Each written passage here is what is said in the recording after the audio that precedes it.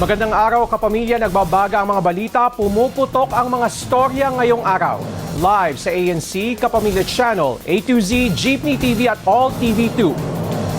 Mga impormasyong mahalaga live din sa YouTube at TikTok. No more, no less, hatid ng TV Patrol Express.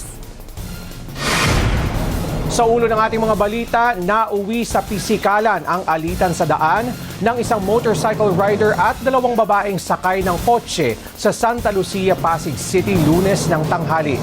Sa nag-viral na video, mainit na nagkasagutan muna ang tatlo sa kanto ng Oasis Service Road at East Bank Road. Maya-maya, sinuntok at sinipa na ang rider ng isa sa mga babae na siya umanong driver ng kotse. Gumante ang lalaki at sinuntok din ang babae, naawat din ang tatlo makalipas ang ilang sandali. Sa kuha ng CCTV sa lugar bago nangyari ang gulo, palikusan ang rider ng mabangga sa likod ng kotse ng mga babae. Dinala ang tatlo sa Pasig Police Traffic and Parking Management Office. Sa huli, nagkaayos at nagkasundo silang hindi na magdedemandahan.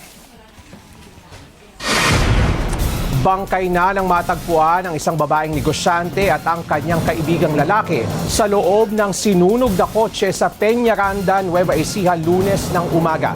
Inakala ng ilang residente na nasusunog lang ang sasakyang nakaparada sa barangay Sinasahan.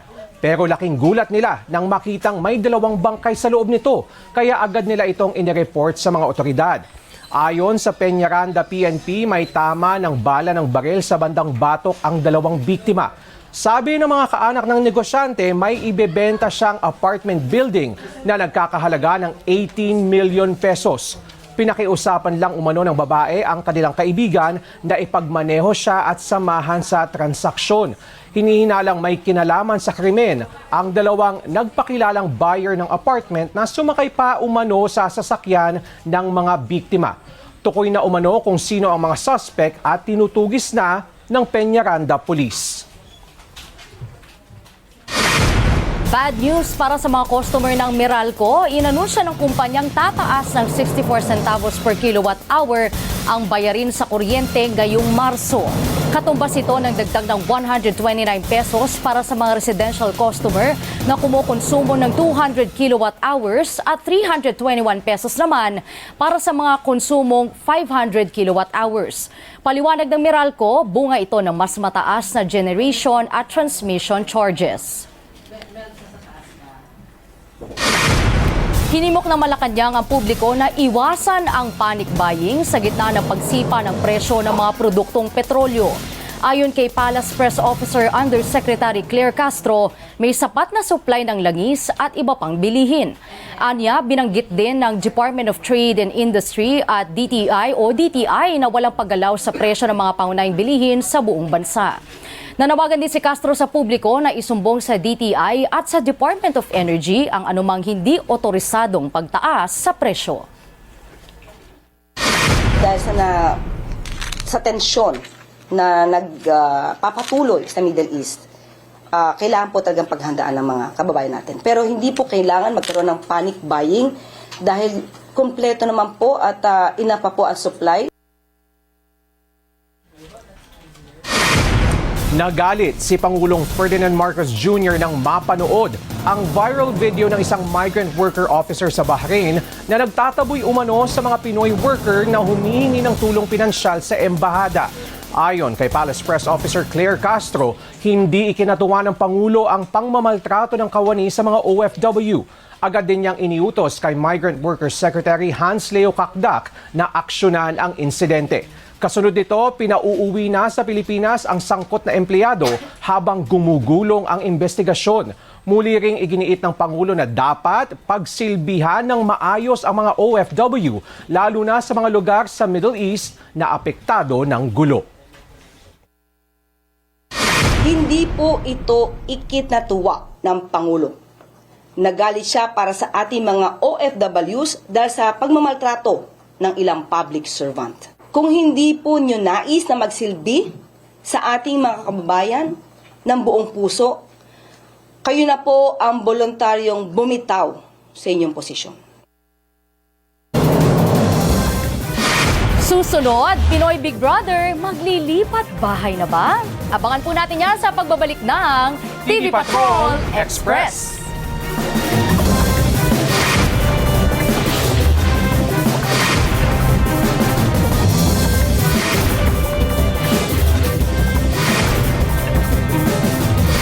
Nagbabalik ang TV Patrol Express. Arestado ang 10 lalaking nagpakilalang mga security guard matapos na iligal na pasukin at ikandado ang isang publishing house sa G. Araneta Avenue, Quezon City nitong Lunes ng hapon.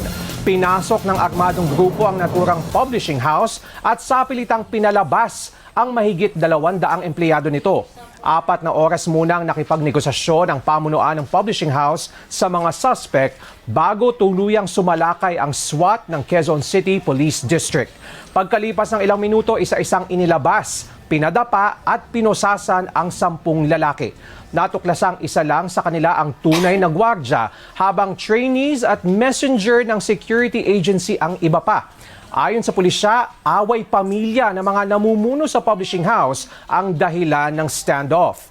Nasa kustodiya na ng pulisya ang mga suspect. Maharap sila sa mga reklamong trespassing, usurpation of authority at illegal na pagdadala ng baril.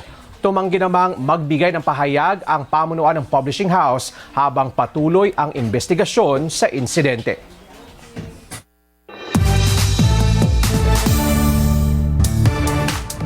Ang latest sa showbiz sa ating Star Patrol Express. Pinag-aaralan ng pamunuan ng Pinoy Big Brother ang pagkakaroon ng bagong bahay ni Kuya sa hinaharap.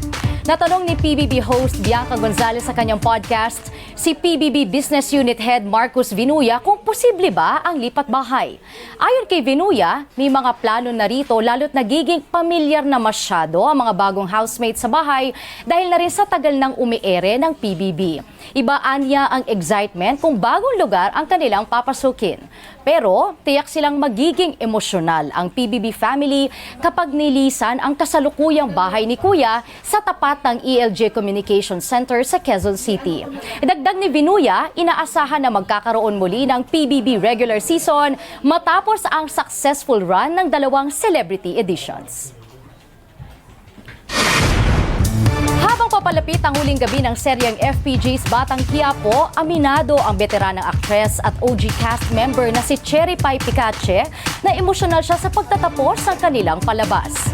Para kay Cherry Pie, maraming alaala siyang babaunin mula sa serye, pero isa sa mga pinaka nagustuhan niya ay ang mga eksena nila ni Rigor na nagpapakitaan niya ng tunay na dynamics ng mag-asawa. Tumatak din kay Cherry Pie ang mga aral ng pagsasakripisyo para sa minamahal at pagpapaubaya sa anuman ang kalooban ng Diyos. Inaabangan na ang mga huling tagpo sa kwento ng kanyang anak na si Tanggol na ginagampanan ni Coco Martin. Mapapanood pa rin ang FPJ's Batang Quiapo gabi-gabi hanggang Biyernes sa Kapamilya Channel, All TV 2, A to Z at iba pang Kapamilya platforms. Naiyak na nga ako eh. 3 years is 3 years. Imagine for 3 years, magkakasama kami at madalas kahit hindi trabaho, nagsasama-sama pa rin kami. Alam mong safe ka. It's a safe working place, yung ganon. Unforgettable ang seryeng Roja para kay Yasi Pressman dahil sa mga bagong hamong ibinigay ng kanyang karakter sa kanyang acting career. Ano niya na isakatuparan niya ang mga planong atake sa pagganap sa kanyang komplikadong karakter. Kasabay naman ang pagdami ng mga tagahanga at nakakilala kay Kai Montinola dahil sa kanyang performance sa serye ay ang pagsulpot din ng ilang basher. Aminado si Kai na nasasaktan siya sa hate comments pero hindi niya ito dinidibdib. Bukas din siya sa mga puna at komento lalo't makatutulong ito na mas mapaghusay ang kanyang pag-arte. Iniisip ko lang sa sarili ko na if this person doesn't know me personally, then their opinion will not matter most to me. Because yes, I'll hear it out because I'm a very open person, but I'll never take it to heart. At yan ang ating Star Patrol Express sa araw na ito.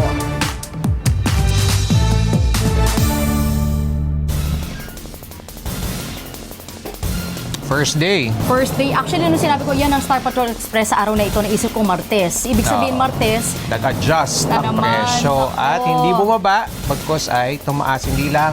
Dati kasi piso, dos. Naku, hindi. Ngayon, hindi. Hindi kasi Napakataas. nagbantay tayo ng 3 Ay, araw. oo, ikaw. Oo. Sa mga gasolina. Alam ko na nga yung difference ng amoy ng diesel sa gasolina. Wow.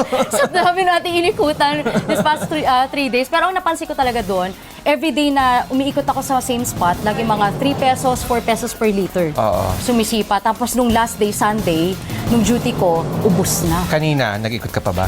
Hindi, day off natin ngayon. Ah, So ang wow. duty natin ngayon ay nakapagpahinga mga kapamilya. Pero yun bago na pa nga. man kasi tumaas, alam na natin, syempre kung ano ang hinaing ng mga kababayan, di ba? Yung mga nakausap mo, anong sabi nila sa'yo? Wala silang magagawa. Sabi nila kung hindi, tiisin na lang muna yan at magdarasal na matapos ang sigalot sa Middle East para po kahit papano bumalik sa normal na sitwasyon sa ating bansa. Oo. At yan ang mga nagbabagang balita. Huwag pong kalimutan mag-LSSC. Like, share, subscribe, and comment sa YouTube at TikTok. Ako po si Liza Aquino.